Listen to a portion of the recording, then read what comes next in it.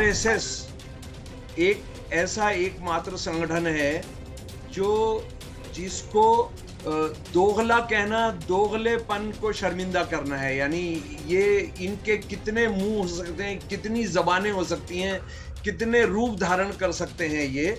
साथ ही साथ मैं पढ़ रहा हूं इस किताब से, युवक युवतियों में कार्य की दृष्टि से बजरंग दल और दुर्गा वाहिनी का गठन किया जाता है।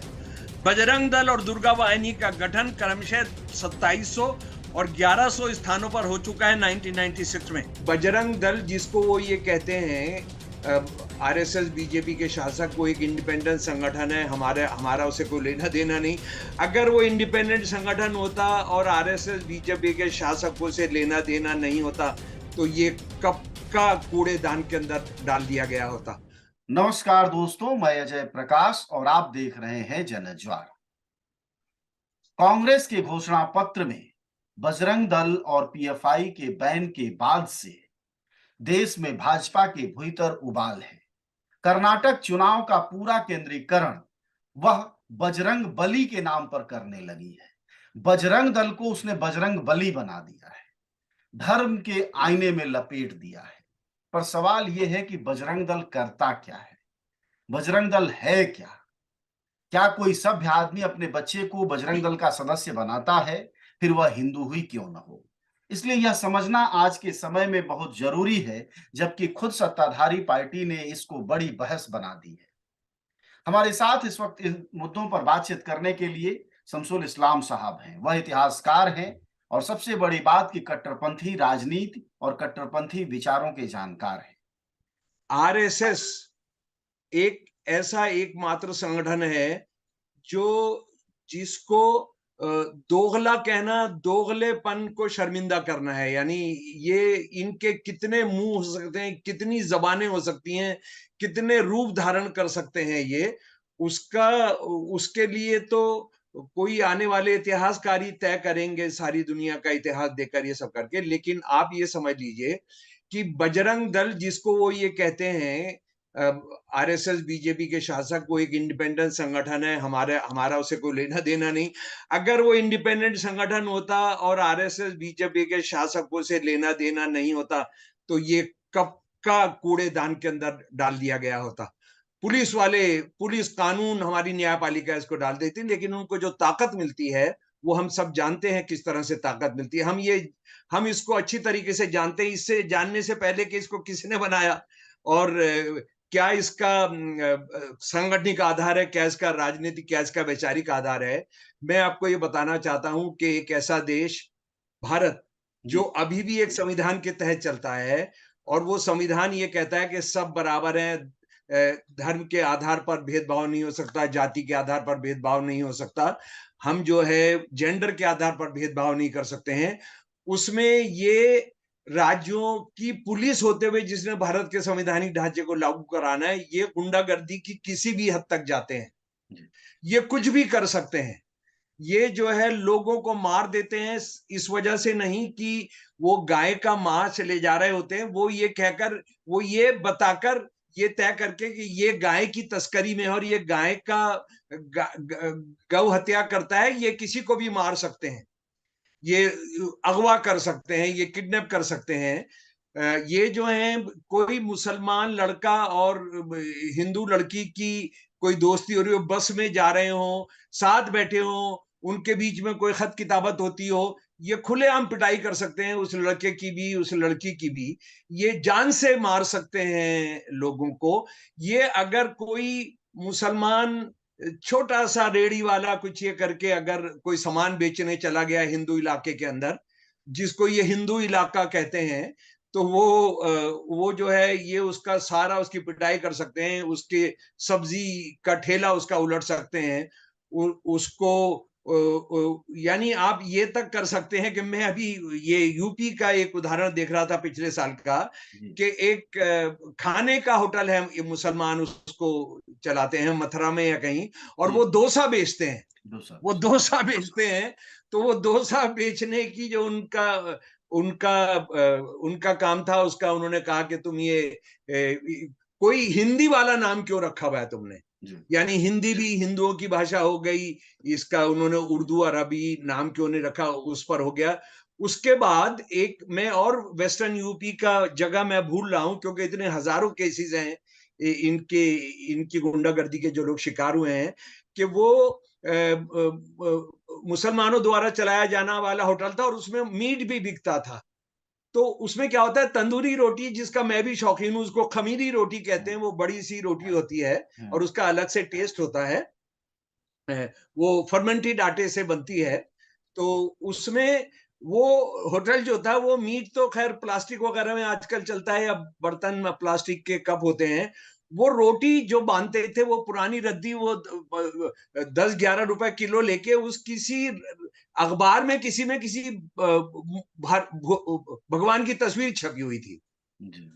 तो उस होटल को पूरा तोड़ा उन्होंने कि ये मुसलमान जो है, जहां मीट बिकता है वहां ये जानबूझकर उसको उसको तो कर रहे सर हैं। और ये मुझे याद आ इस तरह के महान जी, काम करने वाला ये जो संगठन है बजरंग दल, अब थोड़ा जी, इसकी औपचारिक जानकारी भी दे दें कि यह क्या देखिए, भाजपा से किस तरह जुड़ता है, इसका आरएसएस से जी, क्या रिश्ता है और सीधा कैसे स्थापना की गई? जी। सीधा भाजपा से जुड़ा हुआ है। देखिए, हुँ, मैं आपसे निवेदन करूंगा और मैं ये चाहूंगा कि अगर वो मौका रहे जी। तो हमने उस किताब को साझा करना चाहिए। हुँ, ये 1997 के अंदर आरएसएस की लिखी हुई किताब है, जिसको उन्होंने गायब कर दिया, अब लाइब्रेरीज तक से हटा दिया, परम वैभव के पथ पर। जी। ये सदानंद सप्रे एक आरएसएस के बहुत बड़े विचारक हैं हुँ, और शायद आरएसएस के हेडक्वार्टर में ही रहते थे। उन्होंने एक किताब लिखी, जी। परम वैभव के पथ पर। जी, यानी परम वैभव के पथ पर हिंदी वाले तो सब समझ ही लेंगे। बिल्कुल। यानी उसका उसका आसान भाषा में अगर समझें कि हम महान शान हासिल करने के रास्ते पर हम चल चल रहे रहे। हैं। इस किताब के अंदर, और ये मैं आपको फिर बता रहा हूं कि इस किताब को छापा गया, फौरन वापस ले ली गई और लाइब्रेरीज में भी जो थी वहां से गायब करवा दी गई। हुँ, ये हिंदुत्ववादी राजनीति या इस्लामवादी राजनीति, ये सबका एक खास चीज होता है, जो उनको इनकन्वीनियंट होता है वो लाइब्रेरी से हटवा दे, लाइब्रेरी को जलवाते हैं, ये लोग हुँ, लाइब्रेरी को खत्म करवाते हैं। जी। आप जानते हैं इसको, कितने उदाहरण हैं। तो ये जो किताब है, इस किताब के शुरू में ही लिखा है, जरा जरा सुन लीजिए। जी। स्वयं सेवक संघ जितने प्रकार के कार्य करते हैं, उनके परिचय के बिना संघ का कार्य अपूर्ण है। इस जी। बात को ध्यान में रखते हुए स्वयं सेवकों द्वारा किए जा रहे विविध कार्यों की संक्षिप्त जानकारी इस पुस्तक में प्रस्तुत करने का प्रयास किया गया है। जी। इसमें वर्णित संगठनात्मक स्थिति सन 1996 तक की है। किसी स्थायी कार्य को प्रारंभ किए बिना जो सामायिक महत्व के कार्य स्वयंसेवकों ने किए हैं, पुस्तक के अंत में उन्हें भी सम्मिलित किया गया है। जी। विश्वास है कि स्वयंसेवकों के साथ जो संघ को समझना चाहते हैं, जो स्वयं सेवकों के साथ जो संघ को समझना चाहते हैं, जी। यह पुस्तक उनके लिए भी उपयोगी सिद्ध होगी। इसमें हुँ, तीसरे नंबर पर भारतीय जंग संघ है। हुँ, और वो ये भी बताते हैं कि यही हमने जंग संघ भी बनाई थी हमने ही, हुँ, और आरएसएस के बहुत सारे एजेंडों को पूरा करने के लिए, बाबरी मस्जिद को गिराने के लिए, हुँ, रथ यात्रा निकालने के लिए, सारा उसके अंदर लिखा हुआ है। और ये चौथे या पांचवें नंबर पर हुँ, आता है विश्व हिंदू परिषद। जी। जी, जी, जी। आप ये समझ लीजिए, विश्व हिंदू परिषद स्वतंत्र संगठन नहीं है। हुँ, विश्व हिंदू परिषद 12 अगस्त 1964 को जन्माष्टमी के अवसर पर पूज्य गुरुजी की प्रेरणा और मार्गदर्शन तथा स्वर्गीय शिवराम शंकर दादा साहब आपटे के प्रयासों से मुंबई के सदानिधिपिन आश्रम में एक बैठक हुई। उसमें हिंदुओं का स्तंभ मत पंथ और संप्रदाय के धर्माचार्यों और प्रमुख महानुभाव उपस्थित हुए, जिसमें पूज्य स्वामी चिन्मयानंद, जैन मुनि सुशील कुमार जी, मास्टर तारा सिंह जी, पूज्य दलाई लामा भी उसमें थे, हुँ, पूज्य सत्यानंद गिरी जी, और कौन कौन उसमें शामिल हुए। और उन्होंने ये किया कि सारे भारत में ही नहीं, सारी दुनिया के हिंदुओं को जमा करना होगा। जी, और इन्होंने अंतरराष्ट्रीय एक संगठन बनाया, हिंदू सेवक संघ। जी। तो इसमें एक चीज सबसे पहले समझ लीजिए हुँ, कि सारी दुनिया में भारतीय रहते हैं, और अमेरिका, इंग्लैंड, फ्रांस के अंदर, न्यूजीलैंड के अंदर तो उनकी संख्या पिछले 10 साल में 300-300 गुना बढ़ गई है, कनाडा के अंदर। वो सब भारतीय के तौर पर जाने जाते हैं, वो भारतीय के तौर पर रहते हैं, काम करते हैं। विश्व हिंदू परिषद ने सन 1964 के अंदर ये जिम्मेदारी ले ली कि हम वहां के हिंदुओं को संगठित करेंगे, और उसका नतीजा आप ये देख रहे हैं कि अमेरिका के अंदर हिंदू सिख लड़ रहे हैं, कनाडा के अंदर हिंदू सिखों के बीच में झगड़ा हो रहा है, न्यूजीलैंड ऑस्ट्रेलिया के अंदर हो रहा है, और आप जानते हैं कि यूके के अंदर कैसे मुसलमान और हिंदुओं के बीच में क्रिकेट मैच को लेके ये हुआ, क्योंकि आरएसएस ने तय किया है कि हिंदू सेवक संघ, हमारे देश में उनका नाम है राष्ट्रीय स्वयं सेवक संघ, जिसमें उनका कोई धर्म नहीं जुड़ा हुआ है, लेकिन उनका जो अंतरराष्ट्रीय संगठन है उसका नाम है हिंदू सेवक संघ। और उसके बाद इन्होंने धर्म संसद बनाई जो इनका है, और धर्म संसद कैसे कानून बनाएगी इस देश का वो है। साथ ही साथ मैं पढ़ रहा हूं इस किताब से, युवक युवतियों में कार्य की दृष्टि से बजरंग दल और दुर्गा वाहिनी का गठन किया जाता है। बजरंग दल और दुर्गा वाहिनी का गठन क्रमशः 2700 और 1100 स्थानों पर हो चुका है 1996 में। विश्व हिंदू परिषद में पूर्णकालिकों की संख्या वर्तमान में 1950 है। पर भाईजान जरा रुकिए, अभी ज्यादा चौंकाने वाला और ज्यादा शर्मनाक, जो इस देश को खत्म करने के लिए बाहर से किसी को आने की जरूरत नहीं, यही करा देंगे, वो मैं आपको सुना रहा हूं। ये फिर आ जाते हैं हिंदू जागरण मंच पर। हिंदू जागरण मंच वो है जिन्होंने फादर ग्राहम स्टेन्स और उनके दोनों बच्चों को जलाकर मारा था, और उनको जलाकर मारा था, और हिंदू जागरण मंच के लोगों ने सीधा इसमें इन्वॉल्व थे, और जिसमें आरएसएस ने कह दिया था कि हमारा ऐसे कोई संबंध नहीं, लेकिन इस किताब के अंदर हिंदू जागरण मंच आरएसएस ने बनाई है वो है। और हिंदू जागरण मंच में को बताते वो ये बता देते हैं कि उनका इन सारे संगठन, चाहे बजरंग दल हो, चाहे अपना दुर्गा वाहिनी हो या वीएचपी हो, उसमें किस तरह से काम करते, जरा सुन लीजिए भाई साहब। मैं वर्बटम ज्यों का त्यों आपको पढ़कर सुना रहा हूं। ये प्रश्न नंबर है 64 और 65। हिंदू जागरण की दृष्टि से ऐसे मंच इस समय 17 प्रदेशों में भिन्न भिन्न नामों से कार्यरत हैं, जैसे दिल्ली में हिंदू मंच, तमिलनाडु में हिंदू मुनानी, महाराष्ट्र में हिंदू एकजुट। ये मंच है, संस्था या संगठन नहीं, इसलिए इनमें सदस्यता, पंजीकरण, चुनाव इत्यादि आवश्यक नहीं है। सुन लीजिए आप जी। और इसके साथ आप ये भी जान लीजिए, आरएसएस की कोई सदस्यता नहीं है, आरएसएस का कोई पंजीकरण नहीं है। इस देश के साथ सबसे बड़ा माहौल किया जाता है जब आरएसएस का कोई बंदा, चाहे वो गांधी जी की हत्या हो या कोई दूसरा काम हो, हमारे 4 विद्वानों को मारा, ये मुसलमानों को मारते हैं, दलितों को मारते हैं। आप इस बात को जानते हैं कि झज्जर के अंदर सबसे पहले गाय के नाम पर जो कत्लेआम शुरू हुआ था वो 7 दलितों का किया गया था। वो एक लाइसेंस के तहत गाय की खाल उतार रहे थे, और उनको लौटते हुए बजरंग दल और विश्व हिंदू परिषद के लोगों ने उनको मारा था, और विश्व हिंदू परिषद के लोगों ने उसका बड़ा बहुत कहा था, बहुत बढ़िया काम किया है।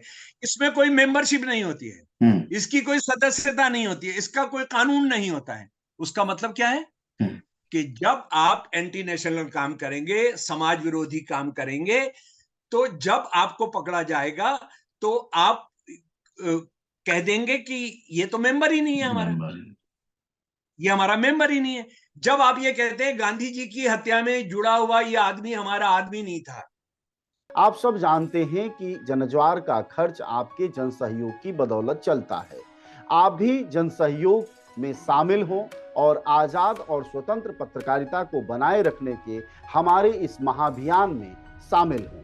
हमें इंतजार रहेगा आपके सहयोग का, क्योंकि आपका सहयोग ही हमारी मजबूती का सबसे ताकतवर रास्ता है। धन्यवाद साथी।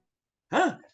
तो ये सारी सुविधाएं सर बजरंग दल हो या आरएसएस को सिर्फ इसलिए मिल जाती हैं कि पंजीकृत नहीं है। और दूसरी तरफ भाई अजय भाई जरा एक चीज और समझ लीजिए, यानी मैं ये कह रहा हूं, ये उनकी बात तब मानी जानी चाहिए कि वो सबसे पहले देश के सामने एक पंजीकृत, अपना ऑथोराइज्ड एक लिस्ट रखें कि हमारे देश के सदस्य हैं जी। आप rss.org में चले जाइए और लिखा हुआ है, साफ लिखा हुआ है कि आरएसएस की कोई मेंबरशिप का हिसाब किताब नहीं होता है।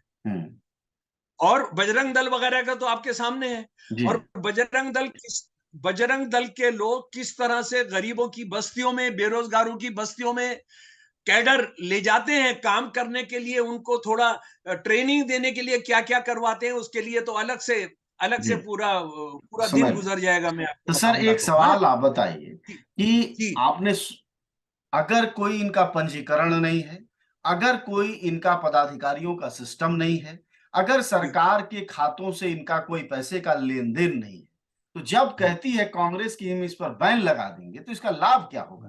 क्योंकि इसके नहीं, कार्यकर्ता तो कोई वो है हाँ नहीं उसके। बिल्कुल। नहीं देखिए, बैन जो है ये एक फांसीवादी चीज है। इसका मतलब है कि जी, आप ताकत का प्रयोग करना चाहते हैं, आप कुछ नहीं कर सकते। जैसे मैं आपको बता रहा हूँ, पीएफआई जो है, जी, पीएफआई को जिन कारणों से बंदी किया गया है, हुँ, उससे 20,000 गुना ज्यादा बजरंग दल के लोगों ने हरकतें की हैं इस देश के साथ। जी, ये बजरंग दल वो संगठन है, आरएसएस के वो संगठन है हुँ, जो नॉर्वे के अंदर जो 78 से ज्यादा लोगों को मारा था, एक कातिल ने, जी, जिसका नाम एंड्रे बेहरिंग था। हुँ, जो 22 जुलाई 2011 को उसने कितने पेज का मैनिफेस्टो लिखा? 1518 पेज का। हुँ, उसमें 102 पेज उसने आरएसएस के संगठन, विश्व हिंदू परिषद, बजरंग दल, एबीवीपी के लिए लिखा है, और कहा है कि सारी दुनिया में मुसलमान और ईसाइयों से लड़ने के लिए, सारी दुनिया में मल्टीकल्चरलिज्म से लड़ने के लिए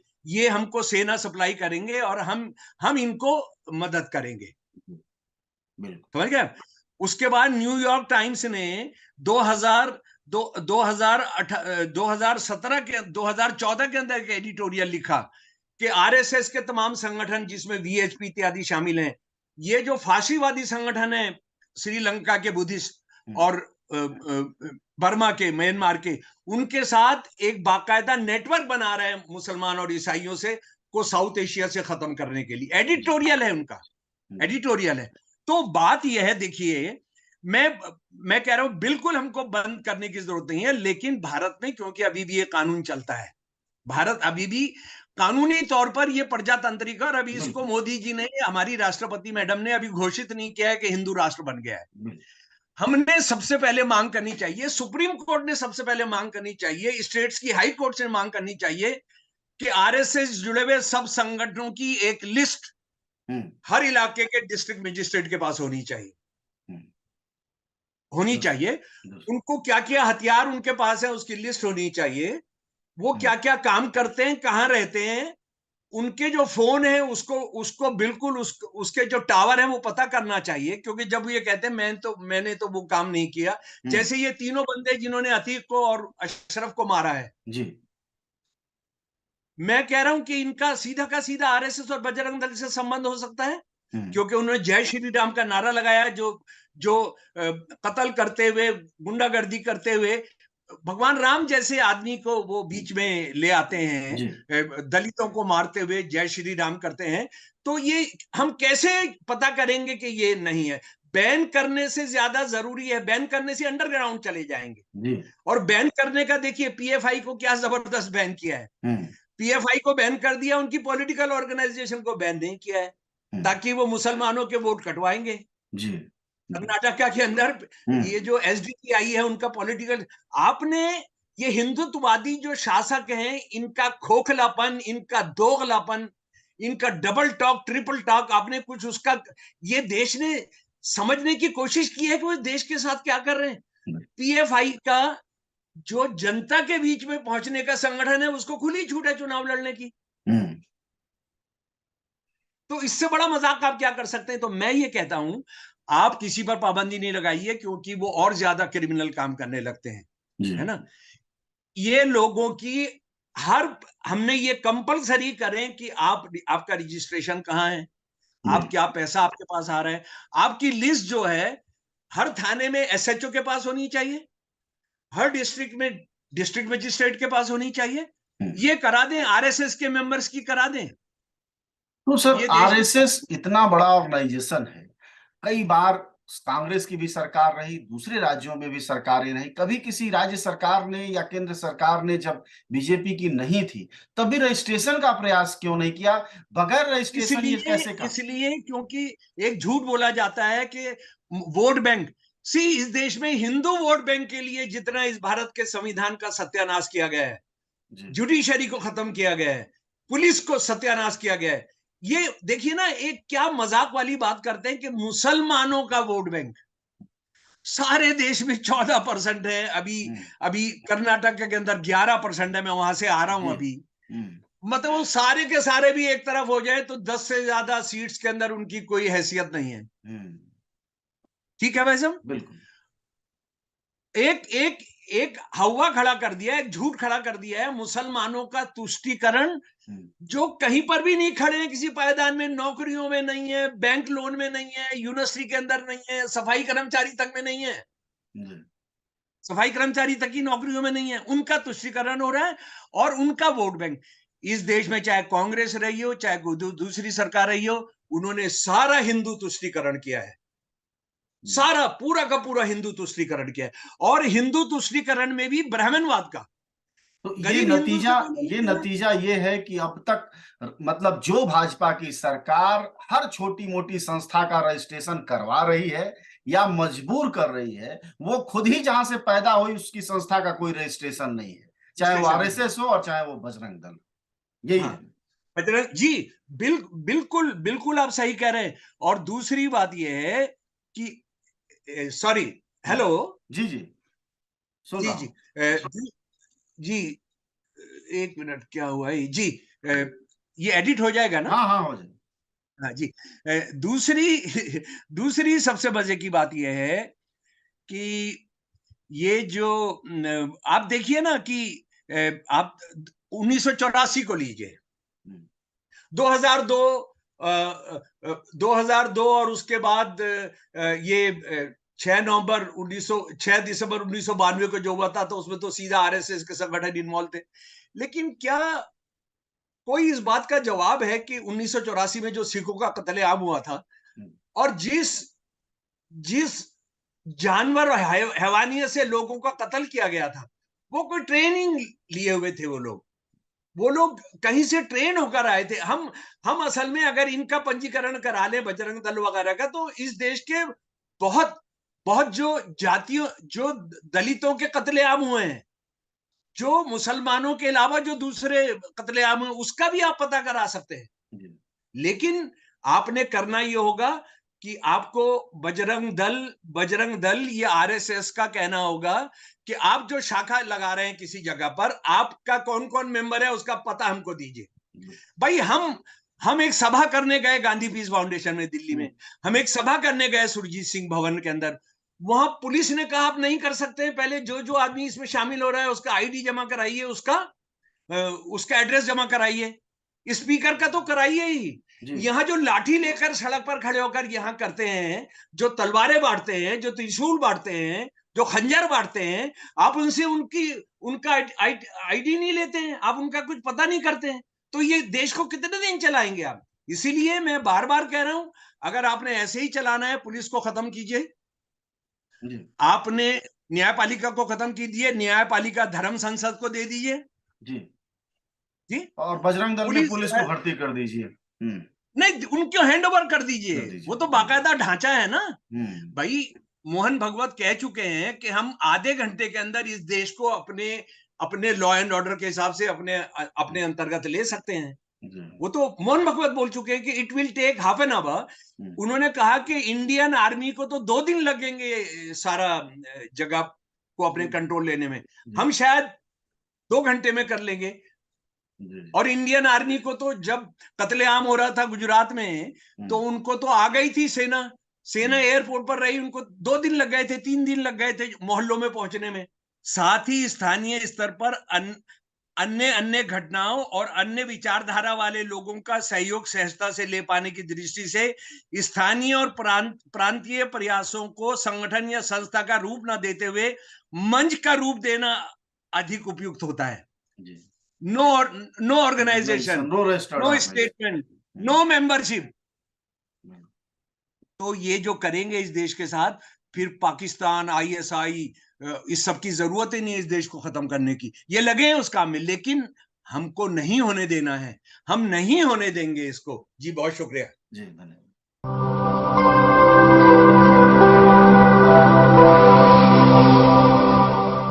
जन ज्वार जनता की मीडिया।